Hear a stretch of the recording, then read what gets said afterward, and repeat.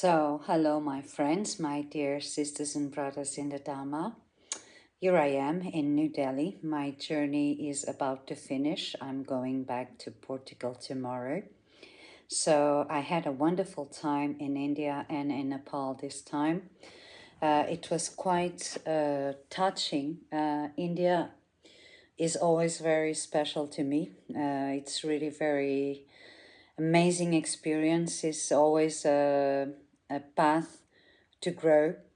It's always a huge pleasure. I don't have words to describe how I feel when I arrive India and when I stay in India and when especially I'm going to leave India. It's a very very special sensation. So thank you to my heartland. I'm going back to my motherland that I love, that is Portugal. Nepal, I had a good time also. It was a very good experience, especially I really liked the conference in Lumbini University and also the Dr. Kunzang Dolma Clinic work with the women, the dance class and the counseling sessions, and everything was really very beautiful. I hope Lotus Heart can develop and develop more and more. So the point is every time we travel, it's a challenge. It's a big challenge because we never go home the same person. And this time more than ever, I can feel I'm going home not the same person at all. Many things make us grow. Many things we have to really live and have direct experience. And all these times and these years that I've been practicing and that I've been traveling and that I've been visiting sacred and holy places and giving lectures and conferences, this has been extremely rich for me in the sense that I could learn so much and meet so amazing people and implement so amazing projects and feel inspired by so many that I could not be without living this message. So this time I realized my mission through my practice and through the experiences I had. I realized my life mission. So my life mission has to do with helping mother sentious beings, as always I have did. So we really need to live and have this kind of experiences in order to understand how deep is a practice and how deep can be the blessings too, but how challenging this path is.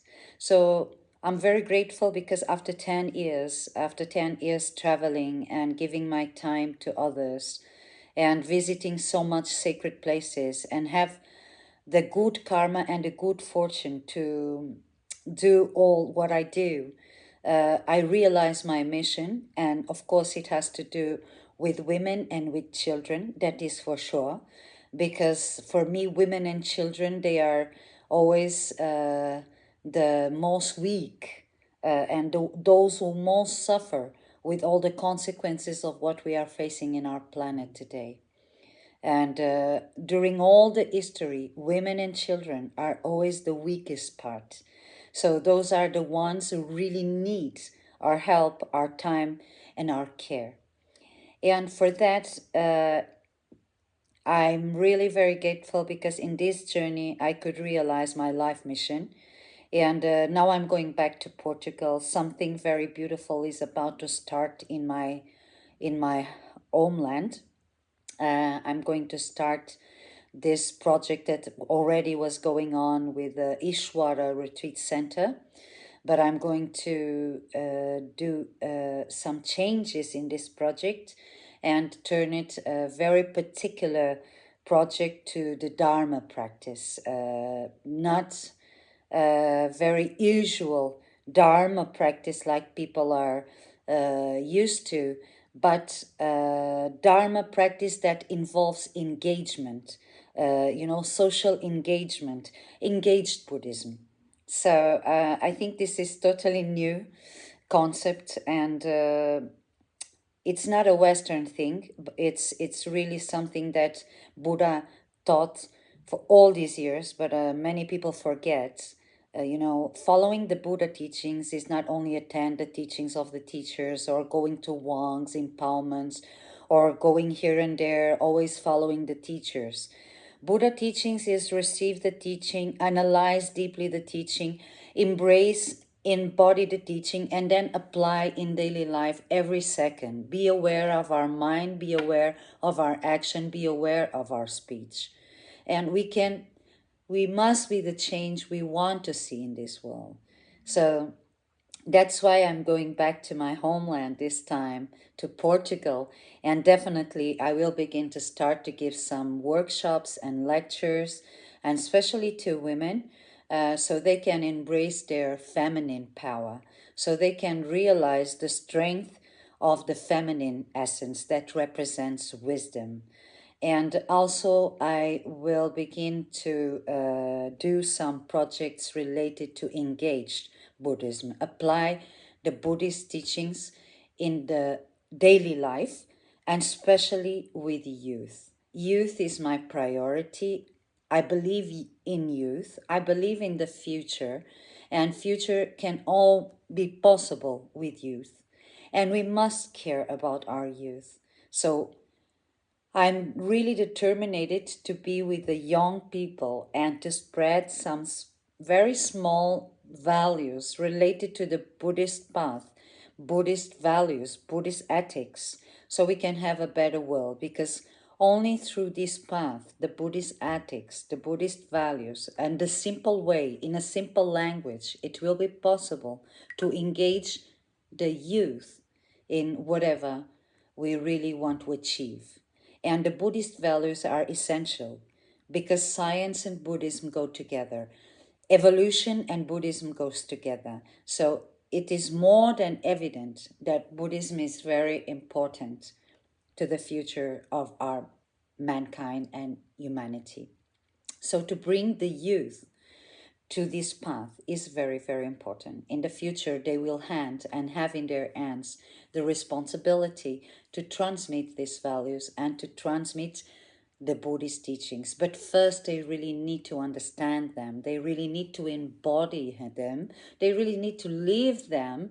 And then they are ready to go and transmit through not only analyzing, study, and reading, but because they will have direct experience. Because of technology, everything is possible in our days, but also can be a bit dangerous. So this is the challenges we have, and I'm ready to go back. And of course, I will keep my path in Asia. I'm always, this is a commitment I have, I guess, for many lives, but I discover in this life, and I want to have for many lives that will come. So to all of you, I send my love. Thank you so much for being with me in this journey, for being always in my heart. And we must give our hands and work together. We must realize we live in a world that is full of hatred. We must realize that these wars and this hatred is creating deep asymmetries between people, rich and poor, between countries. A lot of countries are becoming wealthy through not so much ethic values, and other countries are going so poor because of the lack of view and also the lack of ethics of their government. So we must take the responsibility to build a better world for our children, for our youth. This is our responsibility. It's in our hands. It's in nobody else's hands. So if we have the world we have, if we have wars, if we have hunger, if we have many challenges, it's because we allowed that.